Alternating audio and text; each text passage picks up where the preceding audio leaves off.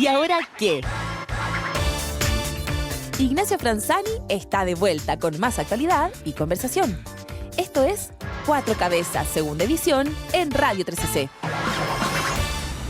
Es momento de las conversaciones que importan en Cuatro Cabezas, segunda edición. 7:29, la semana política se actualiza como todos los lunes, hoy junto al cientista político, director del Instituto de Investigación de Ciencias Sociales de la UDP, Claudio Fuentes. Querido Claudio, bienvenido, ¿cómo estás? ¿Cómo estamos? Muy bien, aquí estamos. Mucho frío afuera, ¿no?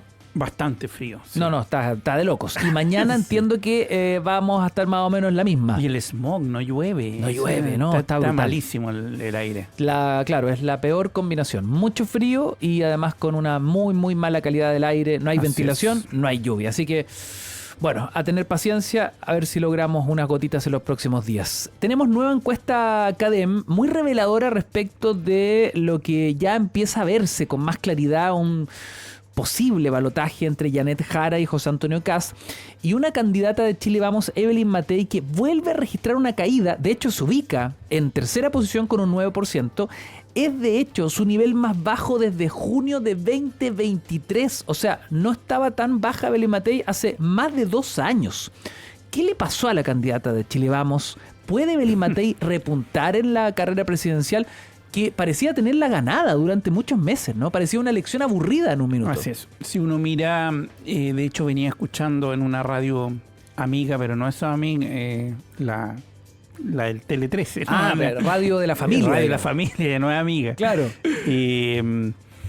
Radio hermana. Venía escuchando al Quique Mujique que comparaba los datos de diciembre o enero de este año y Evelyn Matei tenía 23, 24 puntos y ahora tiene 9, y Kast tenía 9 y ahora tiene 23. O sea, es la inversión completa. Esto en un año. 6 meses. En 6 meses. En 6 Ah, meses. claro. Diciembre Sí, a, sí. a junio. 6 meses. Y lo más interesante después de ver la CADEM es que cuando se le pregunta quién cree que va a ser, no quién quiere uno, sino quién cree que va a ser, se desploma Matei, pero abrumadoramente en 4 meses. En abril la gente creía que era la más probable candidata que iba a ser presidenta de Chile. En abril, o sea, estamos hablando hace 3 meses. Y hoy día está desplomada. Ahora, ¿qué pasó? Yo creo que siempre las explicaciones no son unicausales, tienen varios factores. Creo que nunca Evelyn Matei ha encontrado el tono adecuado para enfrentar a una derecha más dura y posicionarse como una actriz, una líder que capture el centro y a la derecha propiamente tal. No ha logrado encontrar el tono. Entonces la vimos vacilante, entre más dura, de repente más moderada, entonces jugando al rol de estadista, pero también jugando al rol de una actriz más dura. Creo que ahí no ha encontrado eso. Segundo, los equipos ha tenido serios problemas. O sea, tener 11 vocerías es una locura en términos de que no hay una dirección. Y tercero, yo creo que la propia derecha la está abandonando. O sea, es evidente que se están saliendo de ese barco y están subiéndose a otro que se llama Kast. Entonces, yo creo que va a tener meses muy complejos. Hay una figura algo... o sea, se vive cierto canibalismo, ¿no? en el sector, porque algo Totalmente. similar le pasó a la derecha en la elección pasada, ¿no? Después de que hicieron su primaria, proclamaron a su candidato Sebastián Sichel y mucho después abandonaron ese barco. Totalmente, y eso lo vimos antes también con Goldborn. ¿Te acuerdas de esa campaña donde Correcto. al final emergió Evelyn Matei a último minuto cuando fue el segundo gobierno de Michelle Bachelet, en donde ella arrasó, y ahí también enfrentó a Evelyn Matei, que fue una candidata de último minuto. Muy simbólica. Exacto, entonces yo creo que la derecha ha tenido problemas como sector para instalarse en una candidatura presidencial única y sólida. Creo que eso ha perjudicado. Y lo otro que es interesante es que Evelyn Matei nunca ha logrado entrar a los sectores populares, cosa que sí ha logrado hacer José Antonio Kast. Entonces, tienen problema con los mensajes, con los equipos y con la figura de Evelyn Matei, que no encuentra un norte claro, un mensaje como unívoco que oriente su candidatura, y eso no lo ha encontrado.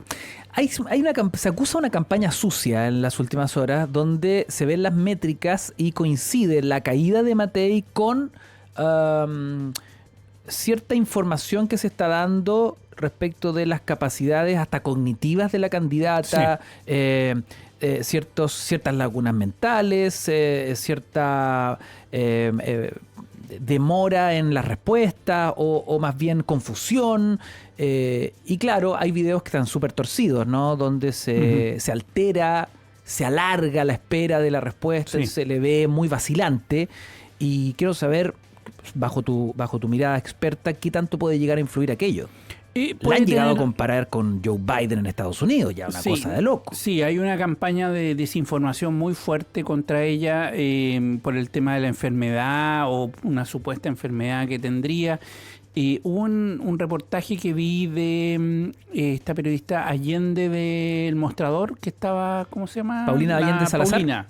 Paulina Allende, en el Mostrador, que analizaron precisamente este tema de las fake news y vieron de dónde procedían, y efectivamente hay una campaña digitada desde los grupos más de derecha para perjudicar su figura, y yo creo que sí tiene impacto. O sea, hoy día, en los tiempos actuales donde el mayor consumo de medios es 60%, es a partir de las redes sociales, no cabe duda que afecta. Ahora, yo creo que no es el único factor, o sea, es la red social, es la mala estrategia, es el tema de que no encuentran temas así. Recordemos qué propuesta ha hecho Evelyn Matei de alto impacto en los últimos meses. Yo creo que no ha tenido mucho, no ha sabido orientar su campaña, y ha estado jugando en contra de Kast, en contra de Kaiser, y en contra del gobierno, obviamente, y eso la ha perjudicado. Hay otro factor y tiene que ver con cómo no ha logrado dominar las redes sociales. Hablando de lo mismo, ¿no? Pero en su propia estrategia digital. Vemos a una Janet Jara que tuvo un crecimiento explosivo en 3 semanas, justo antes de ganar la primaria, lo que también marcaba el termómetro de lo que se venía, y cómo ha seguido también ahí muy, muy hot en las redes. José Antonio Kast ya es un experto, ¿no? En cuanto a la comunicación digital, TikTok, en fin, sobre todo. Con mensajes súper precisos, muy acotados, y donde en el fondo van sacando propuestas y le van poniendo un título que es atractivo para la audiencia, de fácil recordación. Y lamentablemente hemos visto una Evelyn Matei que no es capaz de dar con el tono respecto de 2 competidores que le están sacando una enorme ventaja. Así es. Ahí lo que trataron de hacer es montar esta campaña con esta bipolaridad de Evelyn y Matei, que jugaron un poco a tener una doble personalidad, etcétera, una más carismática, empática, que toca piano, y una que se abre a la familia, a la cocina, y la otra que es más de decisiones, la gobernabilidad, etcétera. Yo creo que esa campaña no le resultó, porque ella, los atributos, comillas, blandos, no van con ella. Ella debió haber hecho una campaña sobre la gobernabilidad, sobre la gestión, pero no lo hizo. Entonces yo creo que efectivamente las otras campañas han sido mucho más astutas. Ahora, dicho eso, tú puedes hacer una campaña maravillosa en redes sociales, en TikTok, en YouTube o donde sea, pero tienes que tener una base, y la base de, por ejemplo, Janet Jara es evidente. Ella tiene empatía, o sea, hay una característica de su personalidad que ayuda mucho, que facilita hacer ese tipo de campaña. No quiero mencionar candidaturas, pero hay gente que no va a lograr hacer eso por más simpática que se ponga. No lo va a lograr. Kast si bien juega sobre todo en TikTok, él es muy dominante en TikTok y partió mucho tiempo antes, juega un poco a hacer bromas y ese tipo de cosas. Lo que sí es muy consistente con ciertos temas. O sea, el tema seguridad y el tema darle al gobierno ha sido consistente durante toda la campaña. Entonces, yo creo que ha sido muy focalizada su campaña y eso le ha rendido mucho fruto. Lo que muchos se preguntan, ¿es capaz de repuntar Evelyn Matei en los meses que quedan? Yo encuentro que no. La suerte está echada para ti. Yo creo que va a estar muy difícil para ella remontar esto. Principalmente porque ya se instaló en la opinión pública las dificultades que tiene para armar equipo, para colocar temas, y por lo tanto yo veo muy difícil que remonte. O sea, ¿tú crees que todo indica, a partir de estas cifras, que el balotaje es entre Janet Jara y José Antonio Kast? Sí, esperemos un par de meses, veamos qué pasa en agosto con la inscripción de candidatura, porque ahí surgen algunos independientes, está Harold May Nichols, que seguramente va a lograr las firmas, Marco Enrique Minami, quizá aparece otro. Yo esperaría un poco para jugármela, pero hasta el día de hoy, como están las cosas, yo veo una segunda vuelta Kast-Jara. ¿Y cuál es tu lectura respecto de aquello, digamos? Me parece que... O sea, que Chile enfrente ya definitivamente ese escenario, que es muy probable. Es muy probable. A ver, primero, me parece que volvemos a un intento de dicotomías de dictadura y comunismo, que la vimos mucho en el plebiscito del 88, de hecho, pese a que... y ahí la pregunta va a ser, uno, si Jara logra sacarse el fantasma del comunismo y logra montar, y por eso es importante los equipos, por eso es importante que va a proponer en lo económico y que va a proponer en la seguridad. Y eso todavía no lo resuelve. Hemos hablado acá que hay 3 cosas que ella requiere. Uno, tener un generalísimo o alguien que la acompañe. Parece que se está juntando mucho con Aedo, o por lo menos aparece en todos los lugares con él. Segundo, equipos tiene que tener. Y tercero, programa. O sea, ¿por qué? Porque ella necesita, llamémoslo, socialdemocratizarse. Necesita eso para poder conquistar y llegar a la segunda vuelta con un caudal de votos importante. Recordemos que con voto obligatorio el electorado está más o menos en 4 millones, con lo cual le alcanza a ella, pero para ser presidente necesitáis 6. Entonces, ¿cómo llegas de 4 a 6? Es el dilema para ella. Ese Después, bolsón si querés, hablamos de Kast. No, por supuesto, porque es un bolsón de 2 millones de votos, no es Así menor. es. Son las 7:42, vamos a escuchar música y seguimos analizando la semana política con Claudio Fuentes. Breve alto y seguimos con más Cuatro Cabezas, segunda edición. En Radio 13C escuchas Cuatro Cabezas, segunda edición. Son las 7:45, analizamos escenarios electorales a partir de las últimas encuestas. A esta hora el análisis político de Claudio Fuentes.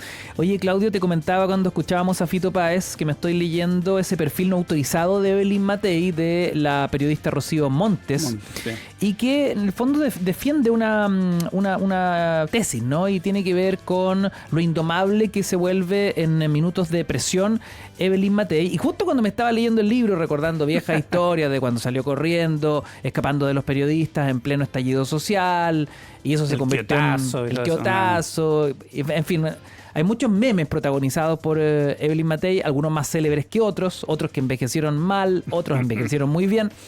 Pero justo estaba en eso cuando aparece este último impasse con un periodista que le dice ya que él lo mandó para acá.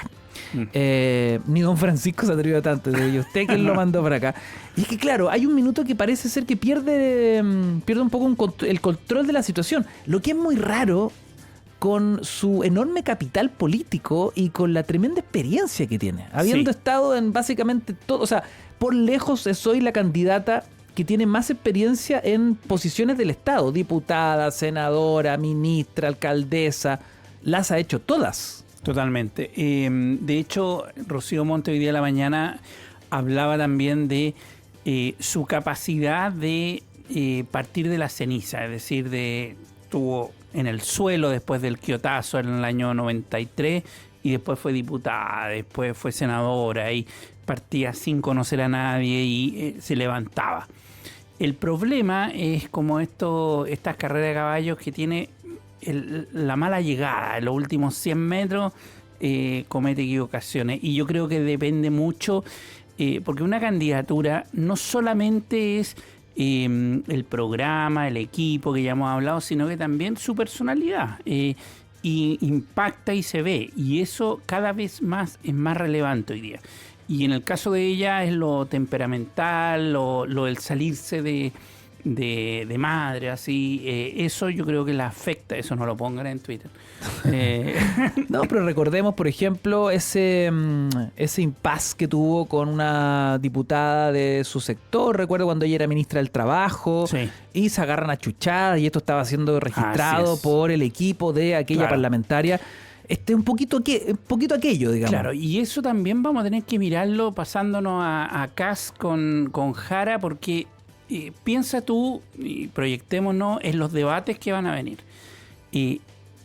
Ahí es muy relevante el tener la templanza para no jugar el juego del otro y para hacer que el otro se indigne. Claro, el que se pica pierde. El que se pica, claro, totalmente. Recuerda tú a, por ejemplo, Boric con Kast, que lo sacaba de las casillas. O sea, Boric logró que Kast se descompusiera en varios de los debates.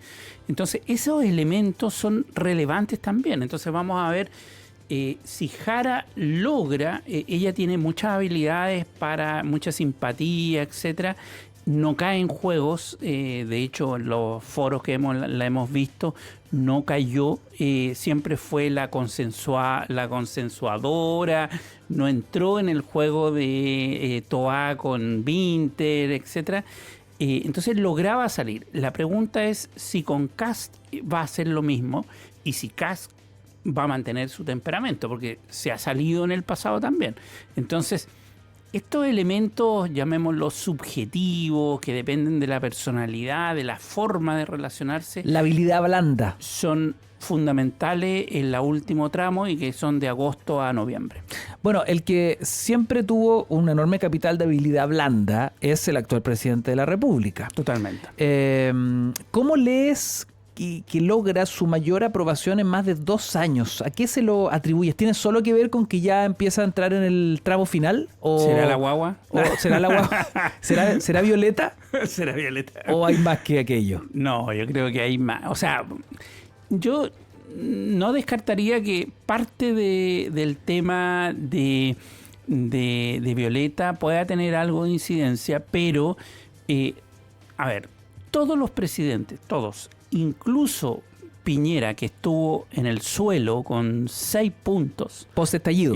Ha sido uno de los presidentes con más baja aprobación.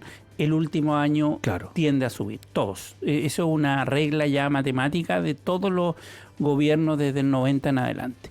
Y por lo tanto la pregunta, es normal que suba porque hay más realización, hay más obra, hay concreciones de su programa y por lo tanto eso es factible que haya pasado y que...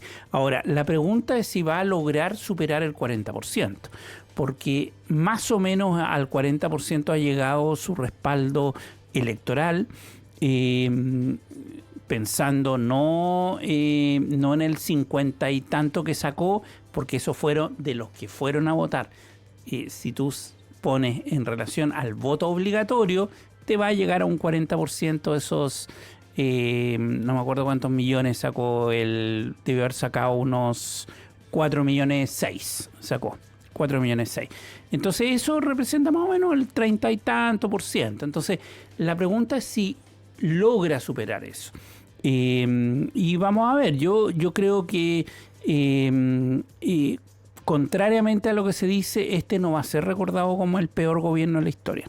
Yo creo que con tiempo la gente empieza a recapacitar y empieza a mirar ciertos resultados, y hay dos resultados muy concretos, 40 horas y la reforma de las pensiones, que son súper concretas para la gente. Y que justamente son patrimonio, digamos, por lo menos en lo mediático, y porque corresponde a su cartera, de Janet Jara.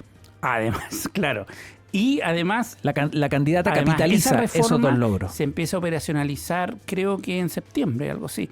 O sea, muy prontamente vamos a ver que la billetera de la gente va a empezar a sentir, sobre todo los adultos mayores, que es un votante menos cercano al gobierno. Mira. Por lo tanto, yo creo que la aprobación debería ir un poquito más al alza. ¿Y podría también chorrearle la candidata Jara? Totalmente. No, esto está muy relacionado. O sea, no es casualidad que Jara esté mostrando en la encuesta cifras muy similares a las que tiene el gobierno.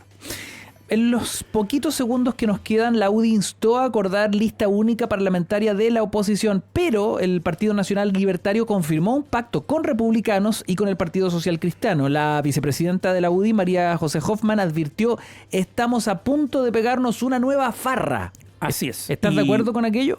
Sí, totalmente, y se la van a pegar. Yo creo que ahí está la cuña de la red. Yo creo que se van a pegar la farra. ¿Por qué?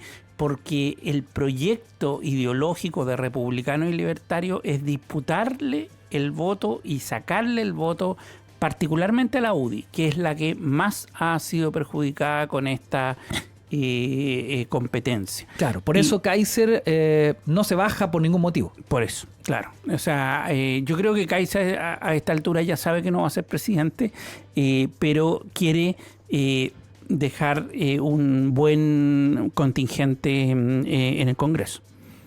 Y por lo tanto, yo creo que están en una batalla electoral y es muy improbable que esa lucha por esa hegemonía del voto de derecha los lleve a recapacitar y a tener una lista unitaria. ¿La UDI son los grandes perdedores en esta farra, como dice Pepa Hoffman? Yo creo que la UDI, sobre todo porque el votante UDI es mucho más cercano a republicanos que el votante de Renovación Nacional, que es un poquito más moderado y tiene cierto... recordemos que Renovación Nacional hoy día es el partido más grande de Chile. Son las 7:54. Claudio Fuentes y su análisis semana por medio acá en Cuatro Cabezas. Todos nuestros cortes después los puedes revisar en nuestras redes.